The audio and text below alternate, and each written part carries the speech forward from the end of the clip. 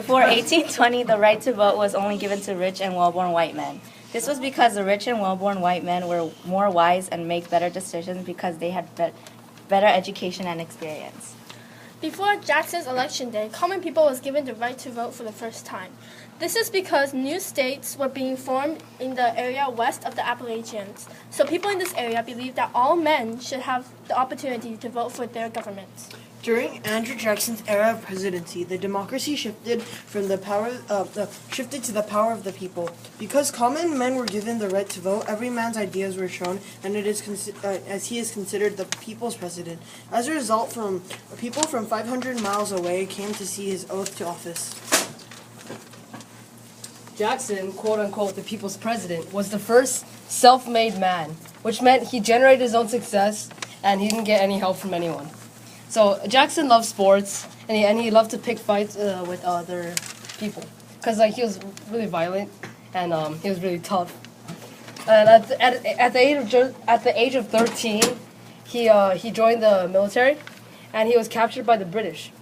So basically, he from 13 onwards, he lived with the British, and he basically had no childhood, and he had really hot temper, and his attitude was really special. Yeah.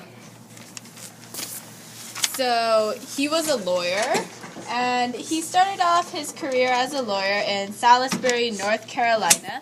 And then after he became more successful, he went to Nashville, Tennessee, and there he met his wife, Rachel. However, while living there, he met a slave trader who had the nerve to insult him and his wife. So he challenged that slave trader to a duel with pistols. So the slave trader shot him, and it hit Andrew Jackson in the chest, but then instead of dying, he shot back at him and killed the slave trader.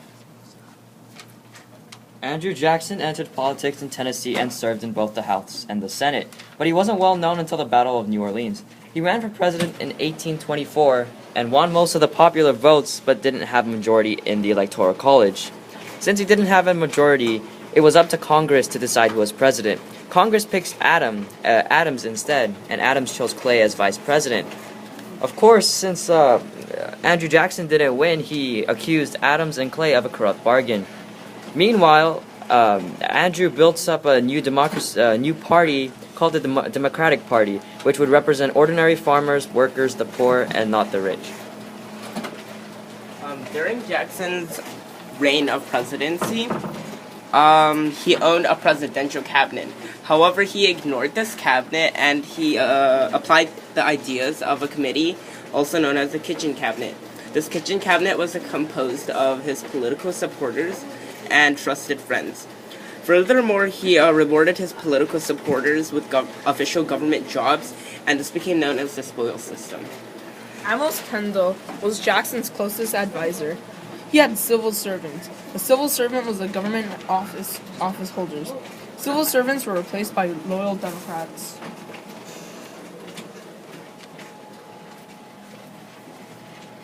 In 1828, Congress passed a law that raised tariffs. The reason they did this was to encourage manufacturing, and the North loved this because they were full of manufacturing businesses and factories. However, the South opposed this because they felt that their cotton sales with other countries would get hurt. So in 1832, Congress lowered taxes. However, John C. Calhoun called on the southern states to reject this tariff, saying that a law favoring one region was unconstitutional. However, South Carolina, a southern state, took their rights even further, and by the Virginia and Kentucky resolutions said that they would threaten to secede if the government kept on enforcing these new tariff laws. However, Andrew Jackson, enraged, called on Congress to pass the force bill, which allowed him to use the federal army to collect tariffs if needed.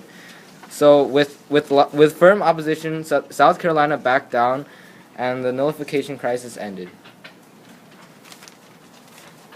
Andrew Jackson, the president at the time, thought that the Bank of the United States benefited rich Eastern investors at the expense of farmers, workers, and smaller state banks. He also thought that the bank was in the way of Western capitalists. As well as his dislike for the National Bank, Jackson also had an uneasy relationship with Nicholas Biddle, the president of the National Bank. Henry Clay, who planned to run against Andrew Jackson in 1832, decided to push a bill that renewed the bank's charter 4 years early towards Andrew Jackson. This bill, if signed, was going to ruin Andrew Jackson's popularity with farmers and the lower class. However, Andrew Jackson vetoed the bill and won the election of 1832. In 1830, Andrew Jackson issued the Indian Removal Act to prevent from being removed. 5 tribes tried to adopt American culture.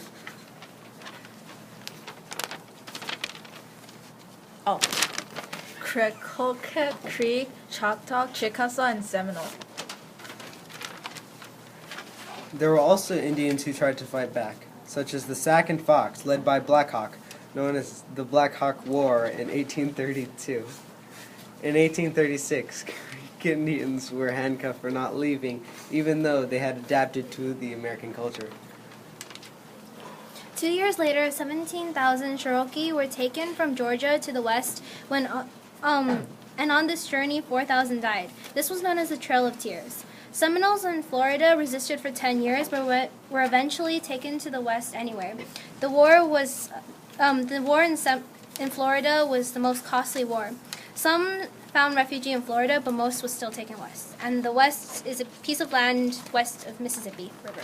Mr. Duh's class, U.S. History, 2015, period.